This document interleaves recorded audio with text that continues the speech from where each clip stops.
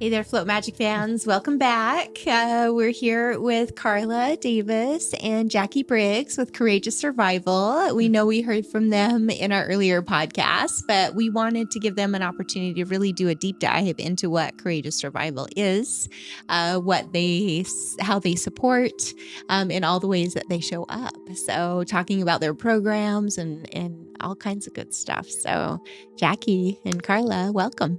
Thank you. We appreciate the invitation and being able to come down and utilize the services and just to get to experience it and get to work with you more. Awesome. Yep.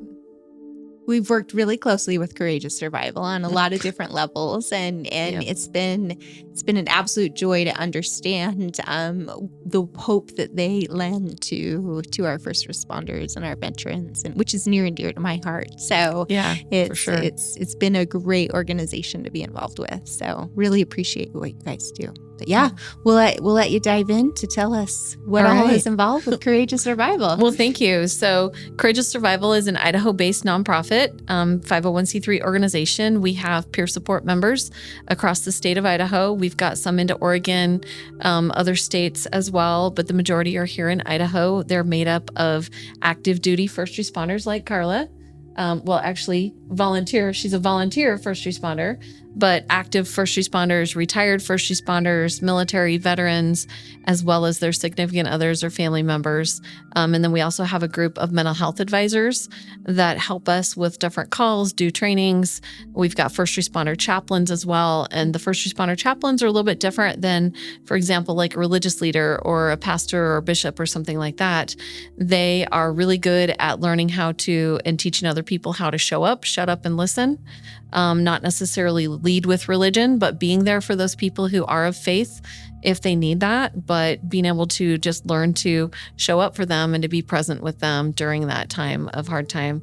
We have the peer support teams. We take phone calls. We meet in person. We do trainings. We do critical incident debriefs, which we talked about a little bit, where we go in after a critical incident, like a bad car accident or a fire or, whatever it is. We'll go in with a first responder agency and with everybody that was on scene or dispatchers as well. Oftentimes they get forgotten, coroners, because they weren't necessarily on scene, but they're impacted just as greatly. And so making sure all those people are included and getting them into a debrief, which is not a tactical debrief. It's not like an overview of the situation and what could you have done differently or better or whatever tactically, but mental health wise. And so it's called Critical Incident Stress Management Debriefs. They come from the International Critical Incident Stress Foundation. We've been trained to do that. And so we go in 24 to 48 hours typically after a critical incident, and we do a debrief and talk to them about symptoms that they could be experiencing, psychological, physical, cognitive, behavioral, spiritually, all different types of symptoms that people don't necessarily recognize as a post-traumatic stress response after trauma, and then getting them connected with resources right away to help with that. Because the more that people experience trauma, whether it's one time or multiple times, it can impact them, and the body keeps the score. And that could be cumulative or just even from one incident. And so the importance of getting people connected with those resources right away is absolutely crucial. We do trainings as well. We do those for free. Pretty much everything that we do is for free. We are a nonprofit, so people can donate to help support that. But we have responded everywhere from Region 5. We've been over here. Today's the 12th time that we've been over here in the last 2.5 months. Wow. From Hagerman, Gooding, Jerome, Sun Valley, Twin Falls, Fairfield, this whole region, clear down to Duck Valley Indian Reservation, all the way up to Coeur d'Alene.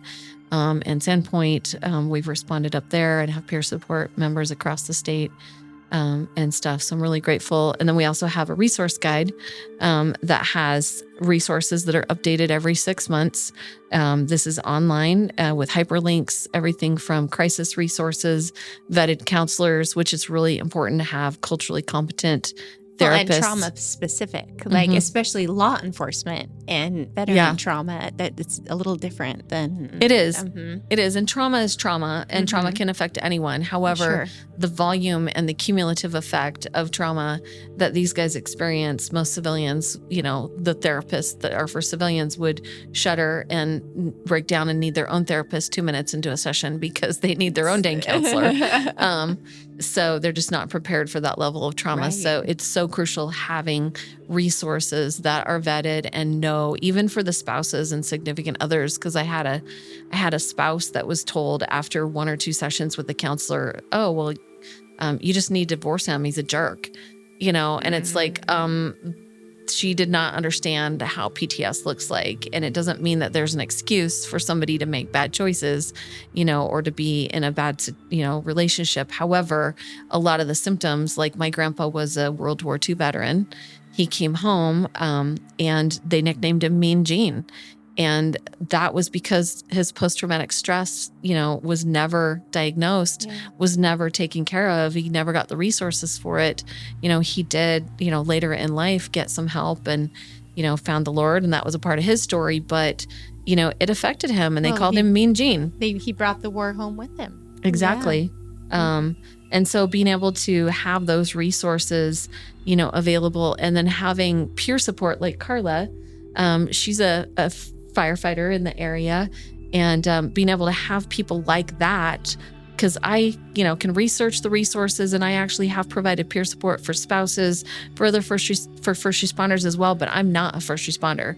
I'm not a veteran. I'm married to a first responder who's a veteran, but we've lived our own journey of, we have 2 daughters that are suicide attempt survivors, who have survived suicide attempts. And so we've lived Idaho being ranked 50th for mental health and wellness. Right. So I have that understanding, but it's still different for them to connect with a peer. Yeah. Even yesterday when we met with, another firefighter who's a female from a rural area, from a different part of Idaho, it was beautiful to see the connection that they have, right. Or when they're coming into a place like Float Magic and we've got a salty, crusty Marine who's a retired cop saying, hey, this isn't just some hippy dippy mumbo jumbo stuff. This actually works with sleep, with depression, with PTSD, all that. So, Karla, do you want to talk a little bit about the importance of peer support and what you do as a peer? Yeah, absolutely. It was really impactful for me too to have another there. I've been really fortunate. I'm on a department that when I joined, I was one of 3 women in a department of only 12 people. That is not consistent with national statistics. I can tell you it's closer to 8% women in the fire service. So any training I go to, I'm very often the only woman in my class. And it's, you get comfortable in male groups, but it is different. And so being able to being a part of the peer support team has connected me with other first responders around the state in a way that's been really cool and special for me, especially as a pretty recent firefighter. I've only been on for about 2 years. And that's pretty unusual, really. A lot of people, because I'm in my 30s, a lot of people who are in their 30s who are first responders have been doing it for 10 years, and they're halfway through their career, and I just started mine. So it's been really powerful for me, for preventative mental health, for me to have that connection and that peer support group. It's definitely as beneficial for me. And then being able to provide peer support, even though I haven't had the experience of a lot of my peers, as I just alluded to, they've been in it longer, they've seen more, that sort of thing. I had my own struggles with mental health. When I was in my early 20s, I had an experience of being suicidal. And so I have that in common when I'm providing peer support. I can speak to that and relate to that. And then having worked in the mental health field sort of tangentially for the last 10 years with a nonprofit, it's been a really gratifying way for me to be able to use that training in a community that needs it so desperately. Just as it is on the national level with suicide rates just in general being on the rise, it's really on the rise in first responder communities. And it's dramatically higher than the general population.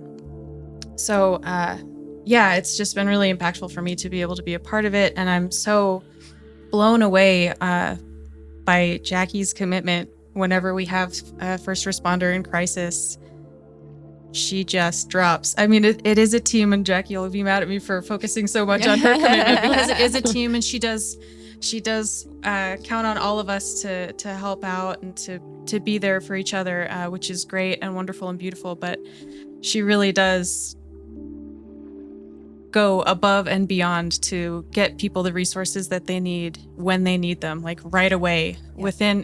We had a first responder in crisis in our area, and within 24 hours for sure that she had them. I mean, earlier than that, within an hour of finding out that this person had attempted, they were in a safe place. And within 24 hours, there was a plan for how they were going to transition into an inpatient. And, within a week, there was a plan for how it was going to look after inpatient and what resources were going to be available for them. I mean, just that quickly. And that's what needs to happen. It's an acute situation, it requires immediate intervention, and it requires somebody willing to commit to that. And Jackie is wonderful and has done a wonderful job of finding people who are just as dedicated. I'm just really thankful to be a part of it. Yeah. It's beautiful. I have to echo that. Like, watching you in action, Jackie, is, I mean, you are a whirlwind of good. That's a great way to put it. You see something that has to happen, and you wrap up your passion and your knowledge, and you make sure that they get the resources they need. And thank heavens that Idaho has you. Well, thank you, ladies. This definitely makes me feel uncomfortable. Because I just feel like, you know what, I'm grateful that I just get to be an empty vessel. Faith is a part of my journey, not everybody's, but faith is a part of my journey. And so I just feel like I get to be a vessel of God's light, and a light in the darkness to those people who are struggling. I've been there, I've been in those dark places too, as a parent, having 2 daughters that survived suicide attempts. I was in a dark place, and I went down that road like Karla, and experienced that, that ideation of like, maybe I don't deserve to be here, and in such a dark pit. I got the resources that I needed, but my personality, for myself as well as for my family is, to be a fighter, to fight for those resources, not just to accept. I was always raised to, feel like, to tell my girls, like, don't accept, just anything, like fight for the best, advocate for whatever God, the best that God has for you. You deserve that, and you're worth it. And so I did that. When my girls went through what they went through and survived, I fought for those resources, not just for us to survive, but for us to get our lives back and to thrive. And, I can't speak to what it would be like, because I have so many friends that have lost loved ones to suicide, and I can't imagine the pain. And Karla's lost a cousin to suicide just in the last year, and I can't imagine that kind of pain.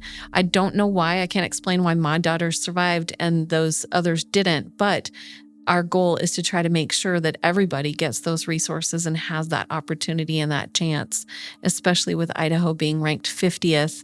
I don't really think that that's true. Now that I've been doing, a lot of work and collaborating here across Idaho, there's so many incredible resources and people out there. It's just people don't know about them. It's the access, and it's the awareness of what's available, and having the tangible resources. Like, we know that there is a problem. We do have one of the highest suicide rates among our youth in the country. We're very aware of there's a suicide belt in the Rocky Mountain region.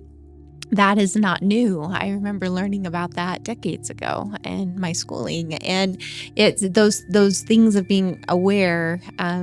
That's people are a lot more aware of what the problems are these days, and just making those resources come to light is what I think is going to be a lot more impactful. Yeah. In moving change for this. So for sure. And especially with COVID, the last 3 years have been pretty rough. Yep.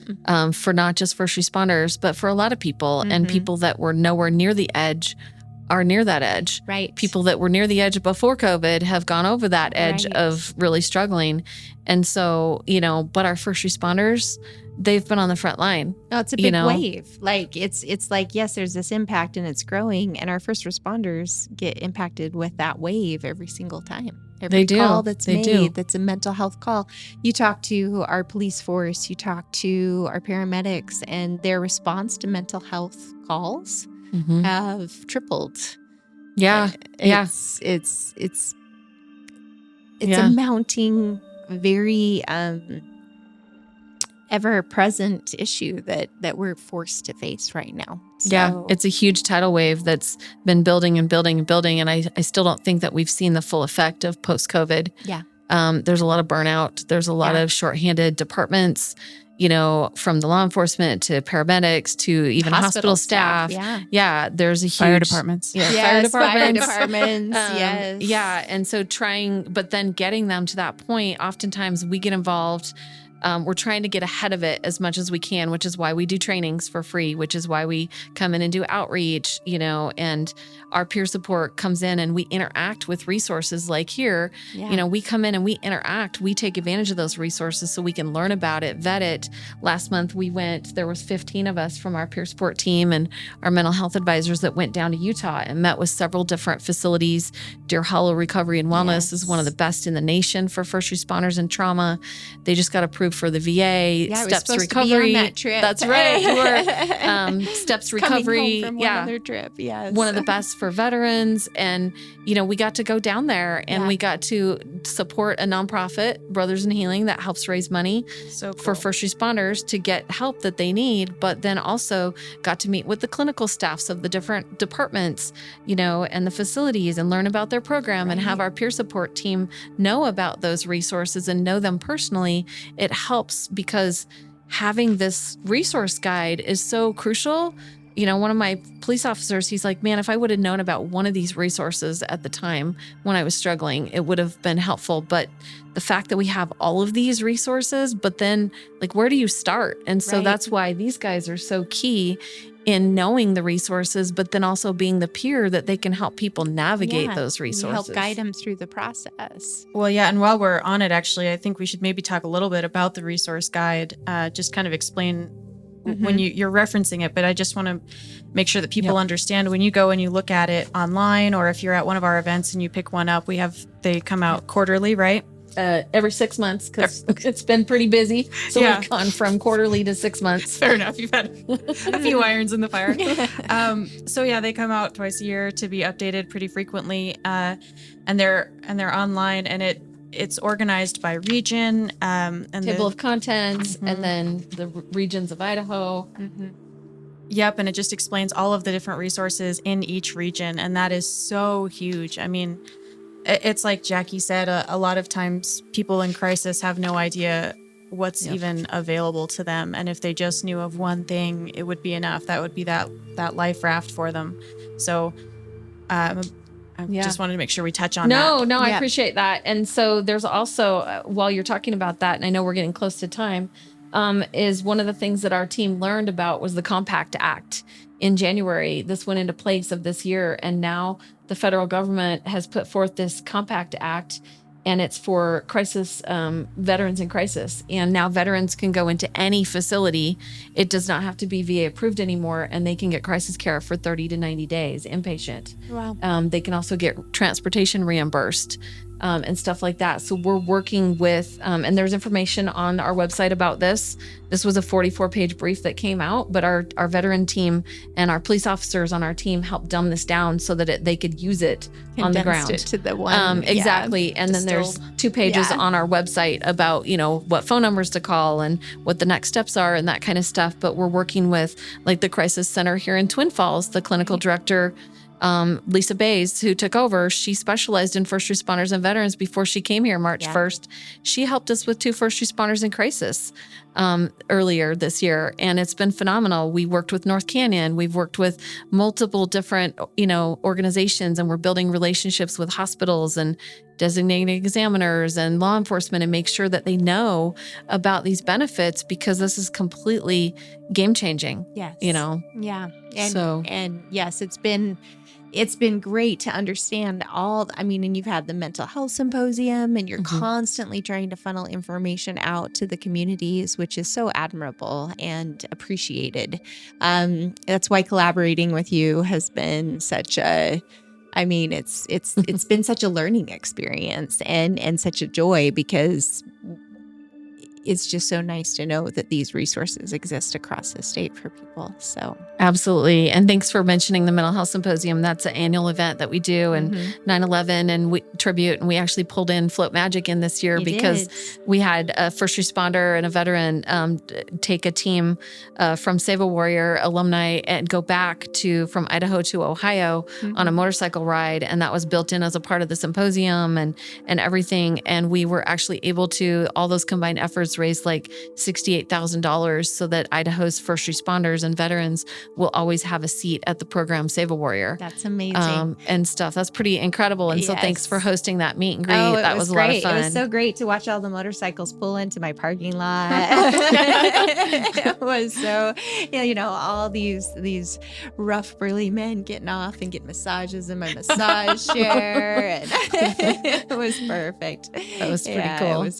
It was great. And we even we haven't had some entertainment. Lane Brown over from Pocatello was in town and played for him. That was a great time. So appreciate all that you do, and really appreciate that you were willing to come and sit a couple of podcasts with us, both of you, Karla and Jackie. Absolutely. It's my pleasure. Thank you. Thanks for having us. And we appreciate you guys tuning in. You can follow our podcasts anywhere where you find your favorite podcasts. And these come out about every 2 weeks. So be sure to tune in the future, and remember, it's perfectly okay to stay salty.